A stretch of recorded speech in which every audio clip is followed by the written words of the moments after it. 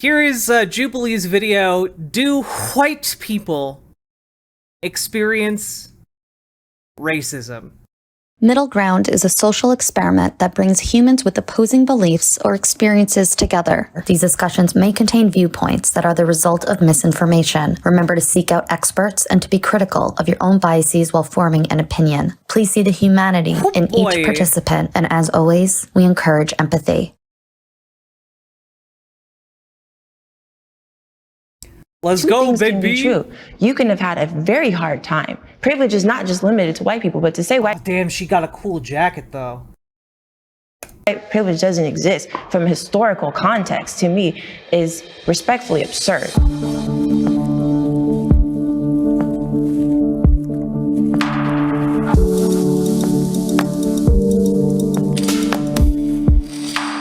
Step forward if you agree with the prompt. White people also experience racism.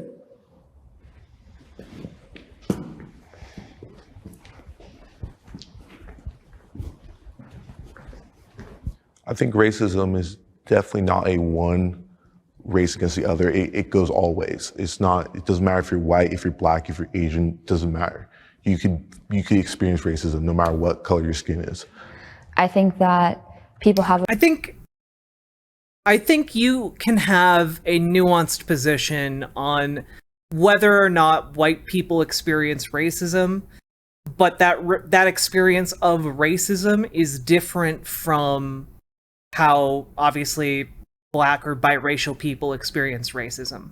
You know, white people might experience symptoms of racism. They might experience someone being racially prejudiced against them because they're white.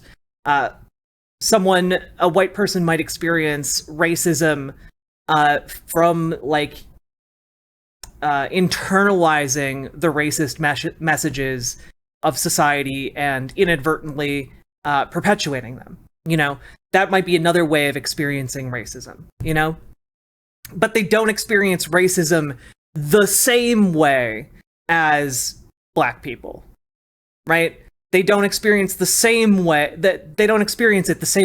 as biracial people. And so I think there's room for a nuanced answer here, but let's see how the people on the panel do. to And also, racism can be something that is highly situational, right? Like, if you went to China, for example, there's a different conception of racial dynamics in China. You know, here you're just Chinese, right? But in China, like, you're Han Chinese, or you are a different ethnic group, and that would be something that would be readily identifiable to a lot of folks in China, you know?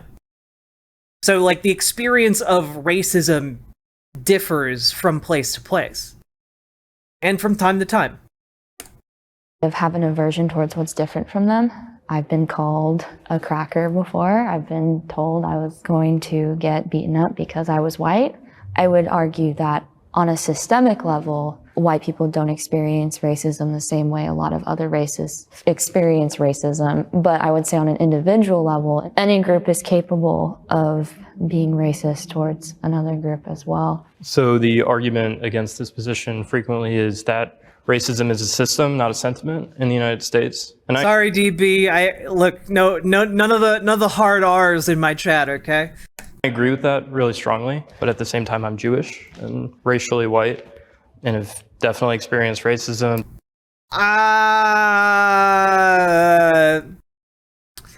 Look, I also don't think that Jewish people have not historically been considered white. I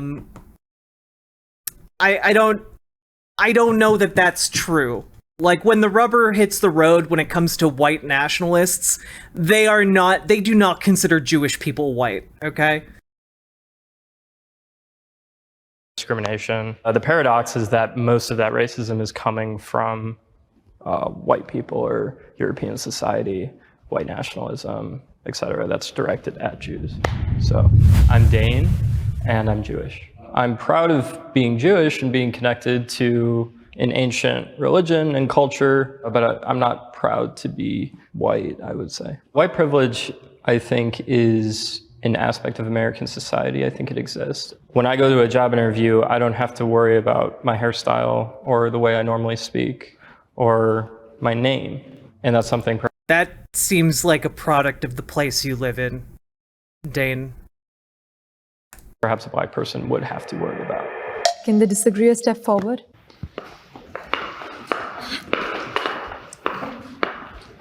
So I just want to say that I want to validate everyone's individual experiences. I do also believe that white people experience bias, prejudice, but the reason I did not step forward is because by definition, racism is tied to power and economics. I want to be her friend. She seems cool. Talked about systemic discrimination. I don't feel white people experience racism by definition and by actual concept. What is the definition of racism and who wrote that definition? In the late 1500s, early 1600s. It's the codification of transatlantic slavery, codification of transatlantic slavery and capitalism. Look, yeah, there we go. Ashkenazi are white passings. They will likely get treated as white people. I think that that's somewhat true, but also, like, I'm sorry, I've known a lot of white people and I've known a lot of Jewish people who I would consider white passing, who talk about how people discriminate against them on the basis of their Jewish heritage, of their race, or racial features of Jewishness. So I think that there is an overlap here that typically comes out when white nationalism gains more steam, you know? There was slavery, they started bringing over slaves, but there was really no concept of classifying people in terms of race. It's just we're bringing these people over and they're slaves. What ended up happening is... True. There is differences between the racism experienced by Jewish people on account of their non-whiteness and the racism experienced by African Americans on the basis of their non-whiteness. The same way there is a difference between how Italians were treated differently on the basis of their perceived non-whiteness and how African Americans around the same time were treated on the perception of their non-whiteness. Yeah, it's both are different, both are still bad, but there is definitely differences. A white passing Jew in Australia wouldn't cop anything outside of actual Nazis. Yeah, well, but, like, that's kind of the point, right? Like, racists, race is a social construct, so it's going to vary from place to place and time to time. The slave owners who were white started mixing with some of the slaves. And now here you have these black people that look like the people that are owning things. So they're like, whoa. The theory of race was formed to classify a group of people who would be lesser than and have less economic power, and this would be imposed against them for hundreds of years. So that has not been the white experience in this country, but it does not invalidate the things that white people experience. It's just not racism by definition. Is it prejudice? Is it bias? Is it wrong? Yes. Mine is simple. If one person treats... I guess there one of the barriers, I think, to getting people to understand this is that I think we need a better terminology for racism, because I think a lot of folks, especially a lot of white folks, get real confused about it when we're talking about issues regarding race, because they're like, it's racist when you discriminate against someone based on the color of their skin. And then another person goes, no, racism is prejudice plus power. And then it's just like, well, so does that mean, like, it's not racist to discriminate against someone on the basis of their skin? Like, that's how, like, a conservative or a liberal might respond to that, right? But when you use the term institutional racism versus interpersonal racism, that I think is more readily understood by a lot of people. And I think just something gets a bit lost in translation here. At least from what I've seen in the past. Person differently because of the... Because I definitely understand what Sierra just talked about. And I've definitely heard that line of discussion or definition before. And I think it's a particularly good one. I think it's just one that often gets misunderstood by people who would otherwise agree. For their skin, to me, that's racism. I will tell you that I was stopped by the police plenty of times when I was a young man. And I will also tell you that I then decided to spend 35 years as a policeman. Oh God! Oh God! Oh God! Oh God! Well, this conversation's going to shit, isn't it? Lots of kids coming home from school. Depending on who it was that I stopped, the first thing out of their mouth would be, "You only stopped me because I'm black." And I would say, "You're driving a sports car with a back window that's this big. I can't see who's driving, and I stopped you because you're doing 95 and a 55. I had no idea who I was pulling over until I stopped you. Now, if I treat you differently because you're black, then I'm a racist. But if I write you the same ticket that I was going to write you before I knew who was behind the wheel, I'm not." So I'm glad you used that example, and I want to commend you for your service for our country. But I do want to. Damn, Sierra is good at this shit, chat. I do want to say, because I've actually taught classes for the LAPD and for their cadets about these issues. But what I Sierra, she no, chat. This is good. She learned how to speak thumb. Okay. She learned how to speak to thumbs, chat. She's the thumb whisperer. Maybe she can get through to him. Maybe she can get through to this thumb man. All right? Yo! Well, I was a policeman for 35 years. Oh, that's great. I taught police. I literally taught police. Amazing.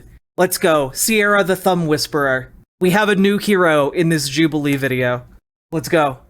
I can say, which is a statistic, and which is also a fact, is that 60% of our prison population is African American. Different issue. I'm just going to read this out loud. 32% of the U.S. population is represented by African Americans and Hispanics, compared to 56% of the U.S. incarcerated population being represented by African Americans and Hispanics. African Americans are incarcerated at more than 5 times the rate of whites, according to the NAACP. Right? Metal Kitty Mom, I want to be her friend too. She seems cool as hell. Look, Stadman, maybe I'm wrong. Maybe she won't be the thumb whisperer, but I have hopes. Yes, but let me finish, please. Is African American males, right?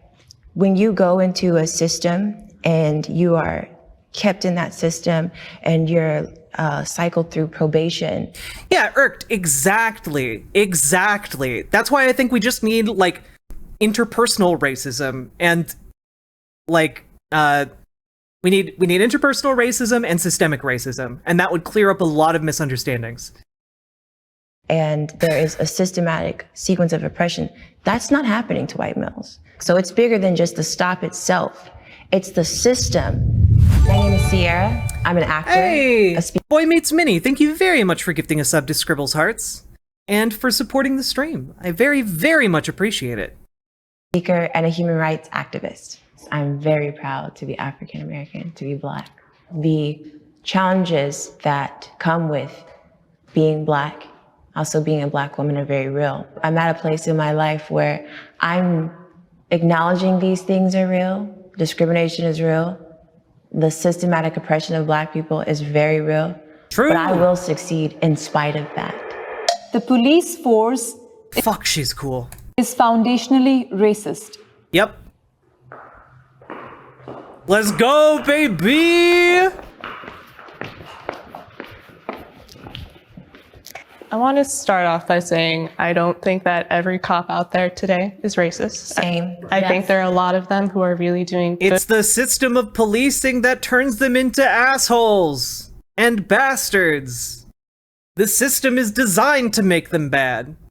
Work. What I know from the establishment of the policing in the United States, that is directly from the slave catchers who were hired to catch runaway slaves and bring them back home. Yeah, I agree that all cops aren't racist. I had plenty of interactions with police that were fine, but I was told by a former police officer who was, a cop who decided he didn't want to do that anymore, that, the training is pretty much specialized for only colored people, especially black people, that if you're around them, they're the most dangerous, so you have to act in certain situations or react in certain situations, I think I just really want to emphasize that I really think that there are some officers who are white that don't even believe that they're doing anything that may be racially motivated because they're simply doing what they were taught to do. Yep. I come from a police family, and I like to ask. God damn, Sierra's based as hell.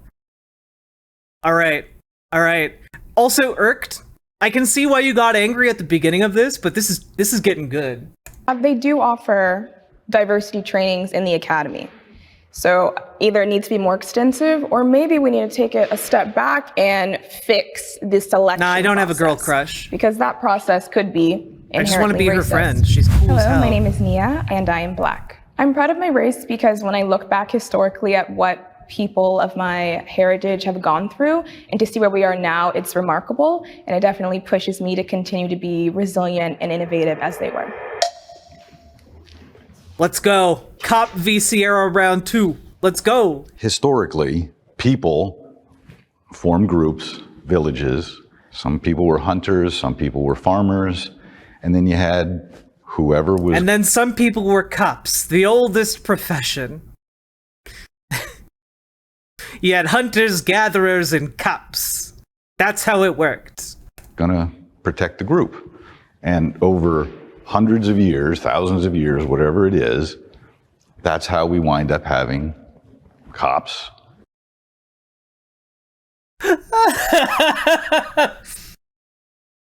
We had hunters, gatherers, and then we had cops, the oldest profession. We got it. Look, cops were walking around handcuffing cavemen. Okay, we had grug in the prison cave. Okay, Firemen, armies, and navies.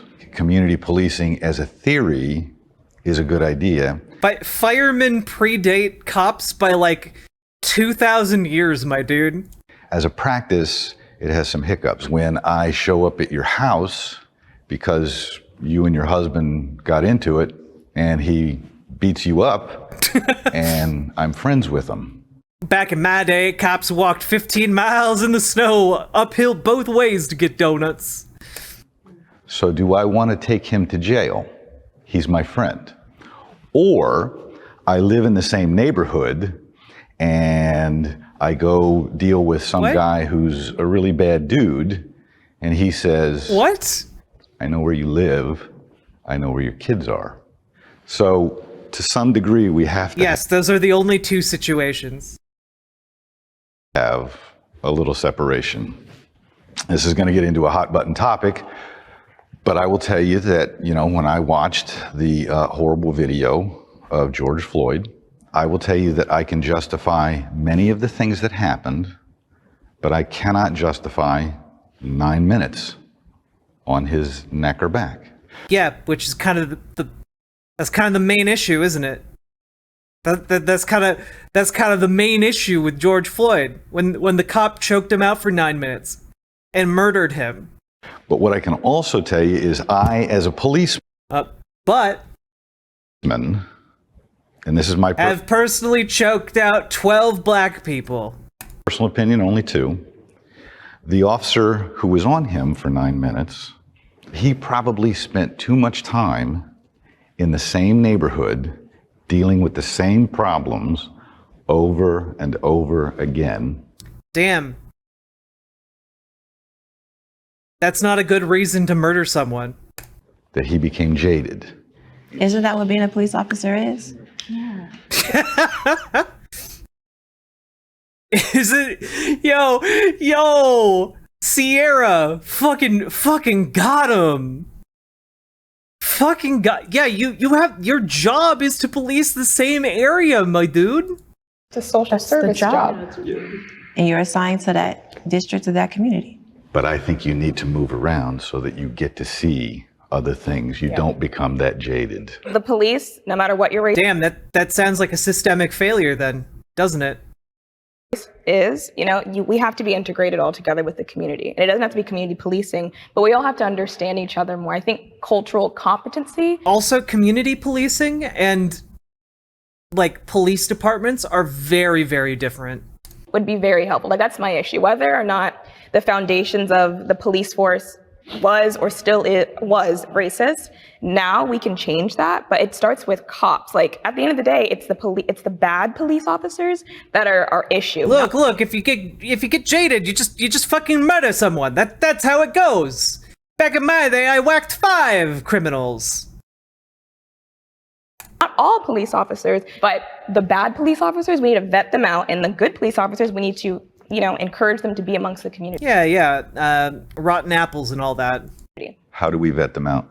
By making the police unions accountable, because I feel like that demographic. I don't know, maybe collecting statistics on department reprimands, maybe by making it easier to fire police officers, maybe by, having more community oversight of police action, maybe by, disarming the police, maybe by demilitarizing the police. Maybe there's a whole, it seems like there's a whole laundry list of things one could do.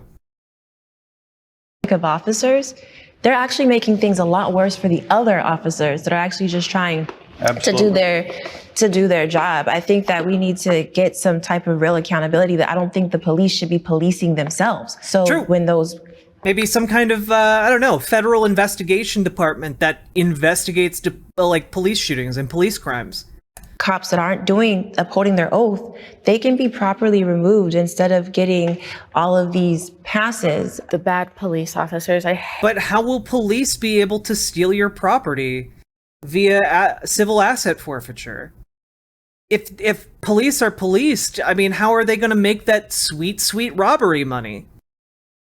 I'm like the bad apple. It's like, no, you're a faulty grenade. Like, you're ruining your whole department reputation. I feel like I was held up to higher standards working at Whole Foods sometimes. I got 3 chances out, but like Derek had so many. 17 reports before George Floyd. 17 reports. It's like, get him out of there. What are you guys doing? Do you think police officers, and I genuinely am curious, do you think they should get paid more?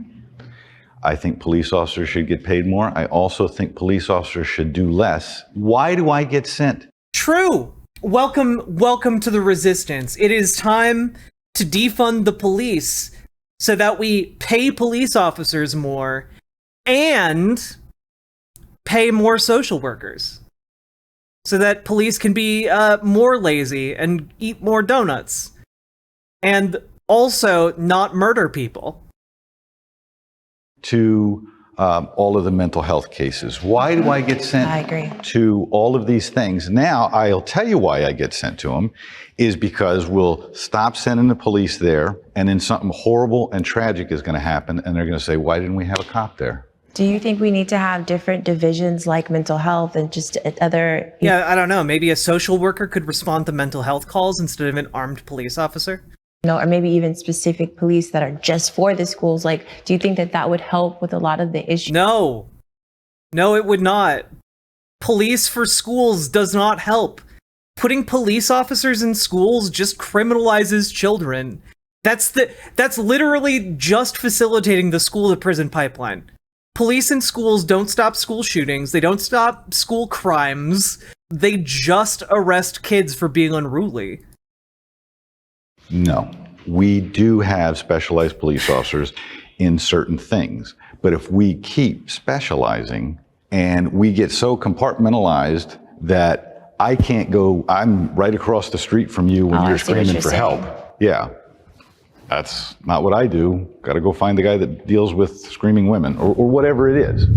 My name is Jimmy, and I am a retired police officer. I'm not going to tell you that there are no racists. Yeah, no. Juvenile detention facilities are prisons for children, yes. On the police department. I don't think blacks were historically treated fairly under the law. I think that we have made great progress, great strides. I think we have to continue to get better, but I also think we probably see racism to this day in places where it maybe isn't. I don't know, dude. Do you think maybe owning people as property for like 200, 300 years and then implementing, separate laws and voting structures for them until like the 1960s and continuing discrimination on the basis of like finances until like the 80s might have something to do with the fact that black people are still discriminated against today? Socially and economically, maybe that has ramifications for today. Who knows? Who knows? That couldn't be. They're all these blacks are just hysterical. I sometimes wish I was a different race.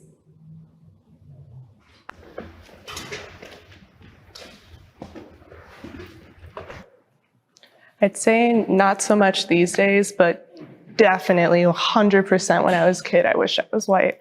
I grew up with my white mom. I didn't see my black side of my family after a certain point. I grew up in a small town. I was often the only student of color, definitely the only black kid. And I had this kinky hair. I couldn't figure out how to work with it. And everybody also would call me an Oreo. It was always just being othered.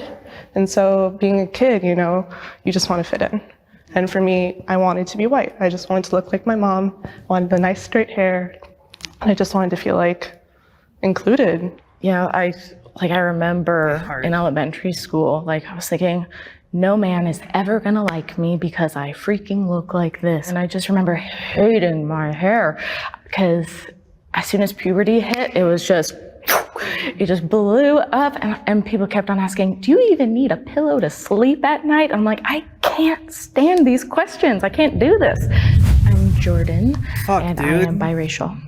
I think being biracial is definitely like living in the in-between, because culturally, yes, I grew up white and I completely know that. Like, I was raised by my white mother, but then there's also a part where race is perceived, and it's what people put on you and how they respond to you in your everyday life.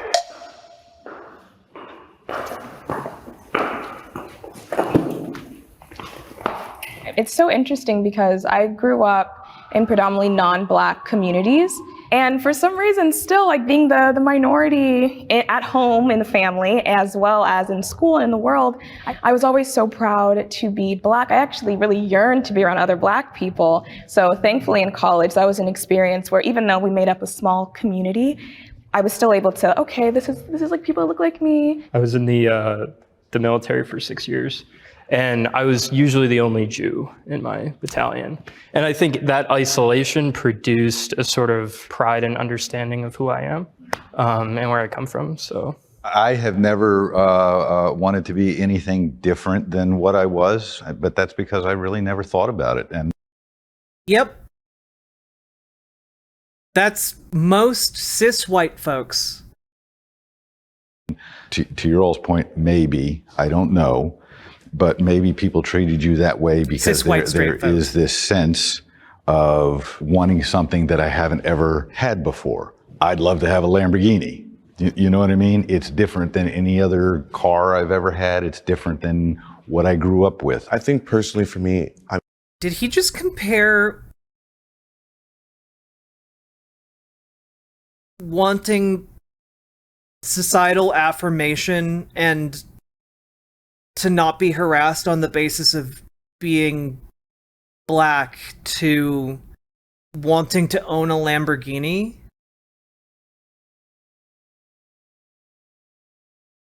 Fuck it. Fuck, man.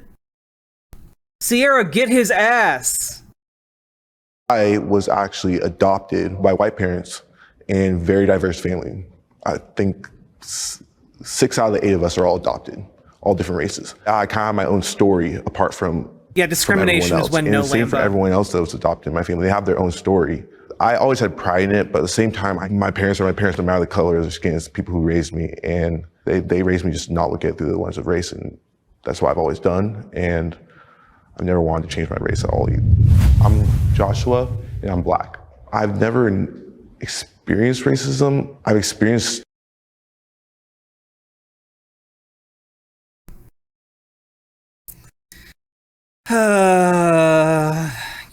you have. You 100% have.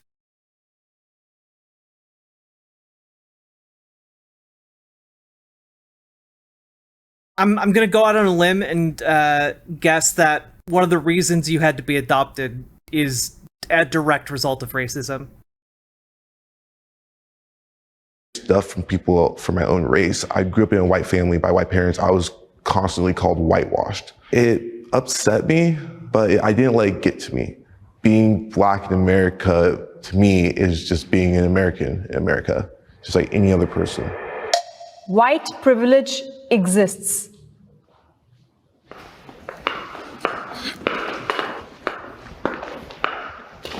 Who has the block heel shoes that sound cool? By white I think it's people, Sierra. for white people at the time. All of the institutions were designed to benefit white people.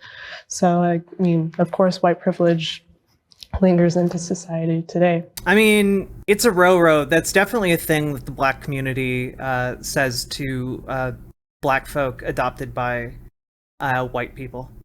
That's definitely a thing. Deny that. Where I would argue with you just a little bit is I think we throw out the term white privilege far too often for things that aren't necessarily white privilege. I've got to agree with you completely on that one. I think there's generational white privilege for sure, but I think now it's almost used as a reason to not try as hard. If we stop doing that, just really work for it and not use white privilege as an excuse, then we could really get somewhere in the Black community. I would respectfully disagree. All of that is true to an extent. I graduated university during the pandemic, the height of it. I went abroad for university. I got 2 degrees. I graduated with honors.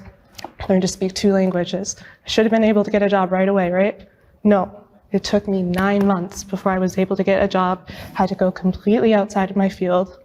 But then when I looked at all of my white colleagues who were in my program, all of them were hired immediately. I need to introduce you to my daughter. She's white. Took her a long time. And I'm not.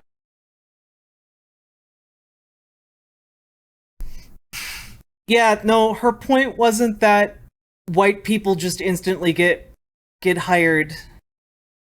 That wasn't her point, my dude.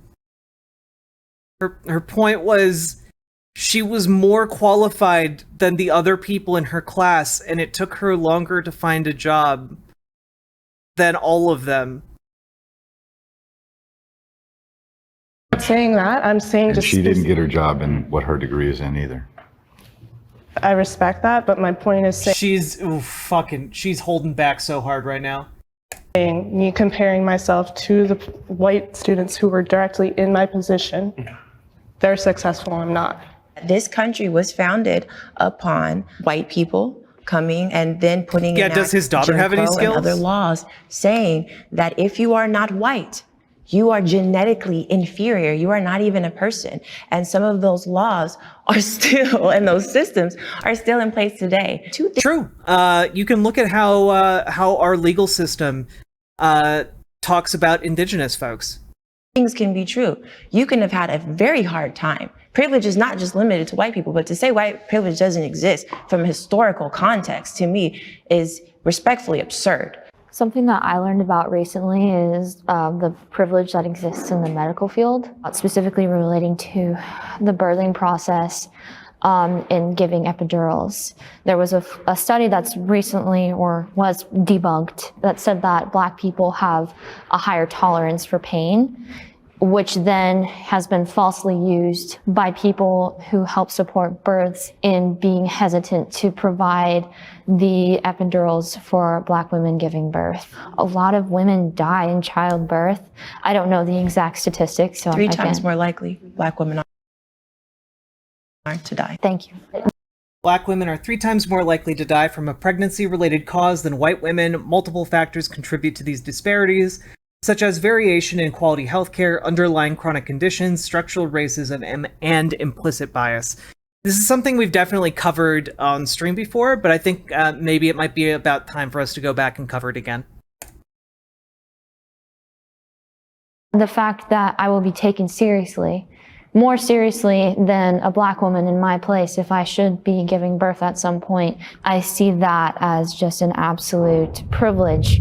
My name is Bryn and I just graduated and I'm currently gaining hours to becoming a licensed therapist. As a therapist in school, we were taught to approach things with what's called cultural humility. Cultural humility is being curious, and instead of trying to have all the answers, working collaboratively with the client to kind of understand where they're coming from. I have been fetishized for my race. Oh, yep. Yup. You know, the standard one, oh, you're pretty for a Black girl. I'm like, that's not a compliment. That's so weird to say. And like one of the go-to pickup lines for men, they're like, oh my God, what are you?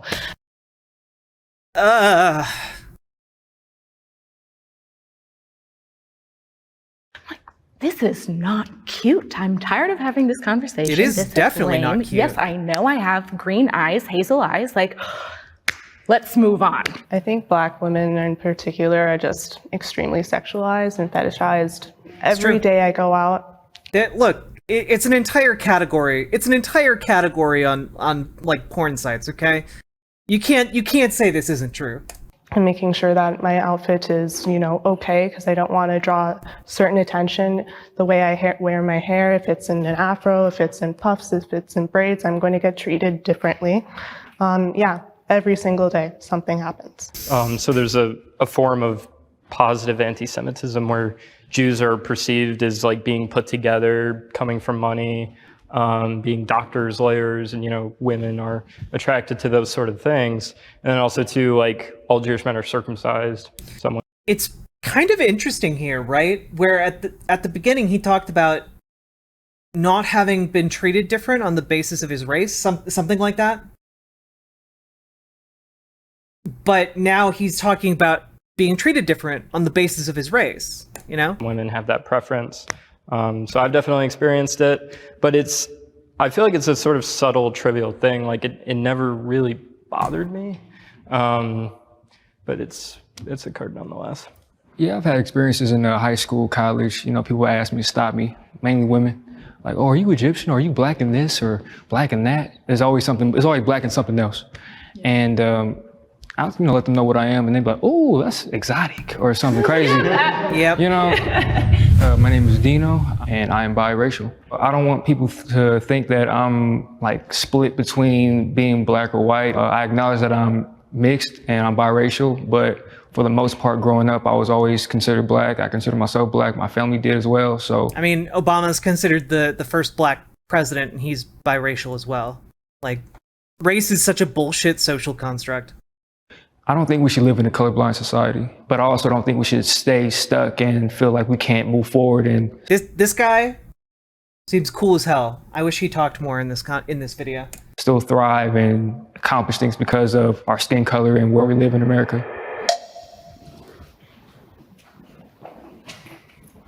I would just have a question for everyone who stepped forward. I'm just curious how that's like. What's it like? Exhausting. It sounds exhausting. Yeah, I think as someone who's fetishized for being trans, it is fucking exhausting.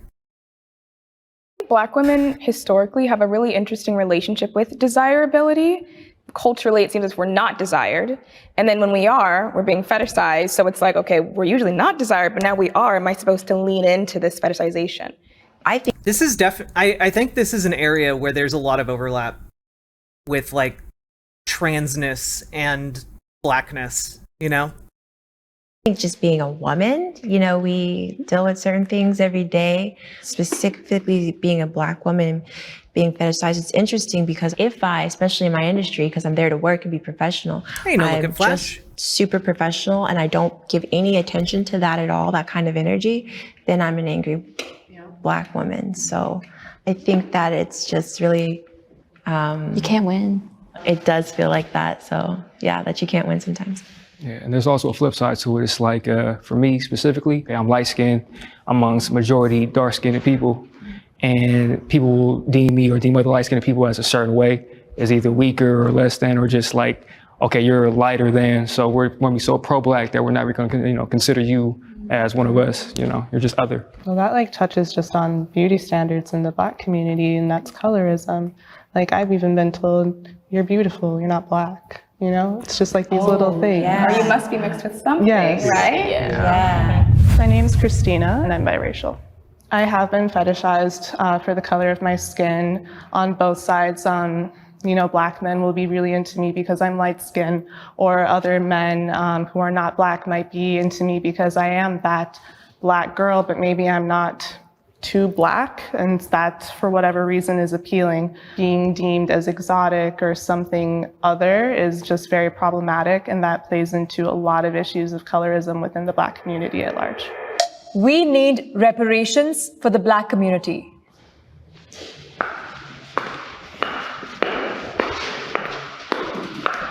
I don't think people need individualized paychecks. I don't think that's gonna work. But I think pouring funds into communities who could really use it, building jobs. Jordan with the based answer here. Hell yes. Because guys, no amount of checks being sent out is ever going to properly compensate people for hundreds of years of slavery. Okay, that's not a solution. But systematically investing in predominantly Black communities and Black areas, that can go a long way to actually changing the environments that a lot of African American folks deal with.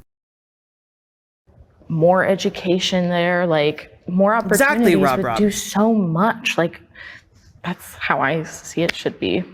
Anytime that Black communities in the U.S. try to, pull themselves up by the bootstraps, they were attacked. I think it was in Tulsa, they bombed the city. Yep. Black Wall Street, it was completely destroyed. So again, something needs to be done. When the Civil War ended, there was a representative from Ohio, I can't remember his name, but he was a radical Republican and advocated for... Also, Circuit Overlord, yeah, absolutely. People can like whoever they like, and not because of some kind of kink reason. It's just that a lot of people do like folks for kink reasons. A lot of people look at trans women very differently if they're attracted to them because of kink reasons, and they'll treat them very differently because of kink reasons too. So it's not painting with a wide brush. It's just that this is a trend and we need to be aware of it. The phrase 40 acres and a mule for every emancipated slave. So there was supposed to be reparations, and there never was. And I think, especially as a Jewish person, Jews received reparations for the Holocaust and are still receiving them. And in my mind, there's no amount of money that will ever undo the wrong of the Holocaust. So that all the money in the world will never make it right. But I think the idea and principle of reparations is good. Hey, Allie is Logistically, I crying. don't know how it would happen.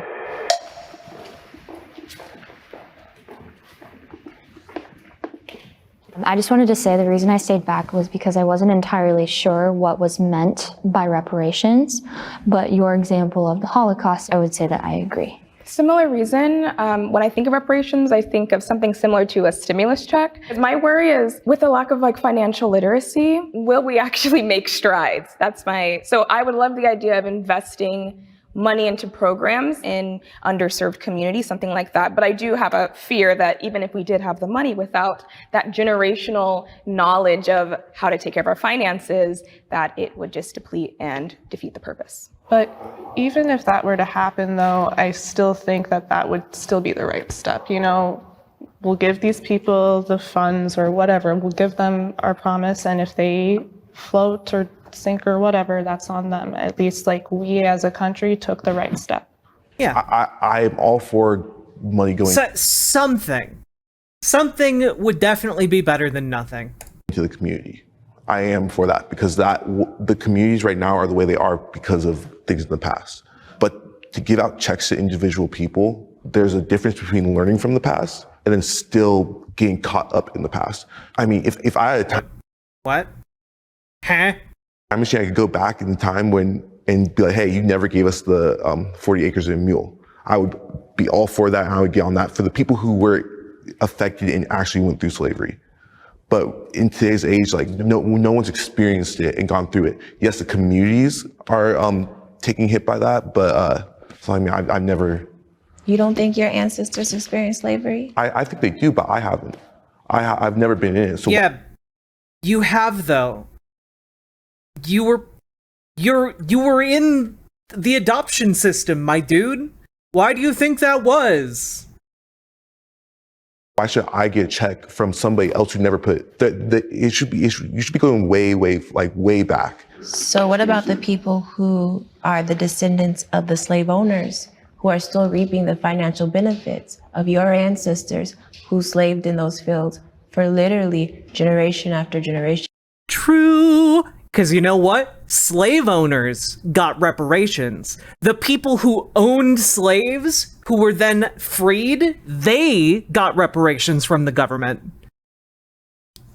You don't think that during that time, your great-grandfather could have been building a business that could God, Sierra is so fucking based. Be flourishing by now? And this is such a difficult conversation to navigate, and she's doing it so well. You would have a multi-million-dollar franchise as they do off the backs of others. You don't think that deserves some rectification for you in the present time? To be honest, like, no, because it's something that happened in the past. Again, I haven't experienced it. I'm doing. Yeah, Japanese internment camps happened in the past too. Should the internment victims not be compensated? Fine right now. I'm doing fine. And I'm not going to be all upset over somebody else's ancestors who I don't even know who enslaved my ancestors. I don't need it. I have no reason to have it. So for me personally, I'm not upset about it, but I do feel my grandfather on his side, they were the first family in the state of Texas to actually file for reparations. And for me, I'm succeeding in spite of that. But to this gentleman's point, when the government says, hey, we're gonna do a thing, obviously the government in itself saw the weight in the air of the wrong, just as the German government did. I think if I want to buy 90 gold chains, that's my business. I think it would be unfortunate, but I think that if I'm entitled to something, I think it should be in the same fashion that the people of Jewish descent got it. I think it should be in the same fashion that the people that are Japanese descent got it. So you might think it doesn't affect you, but overall, I think that we have been greatly impacted by slavery, even up to current. I just choose not to focus on it nonstop so it doesn't become something that holds me back. But I definitely think it's something that we are entitled to. Thank you. Base as hell. Oh, actually, Thank you. Thank you. I really appreciate your contribution. You know what? Yo, that was actually a really good conversation. That might be the first Jubilee video where I was like happy about how it went, I guess. Like, I don't know. That's weird. It's a weird feeling being done with a Jubilee video and being like, that was productive. First non-annoying Jubilee vid in a while. I know, right? That old cop guy was the worst. Kudos to him for actually showing up and displaying his chudness, though. True.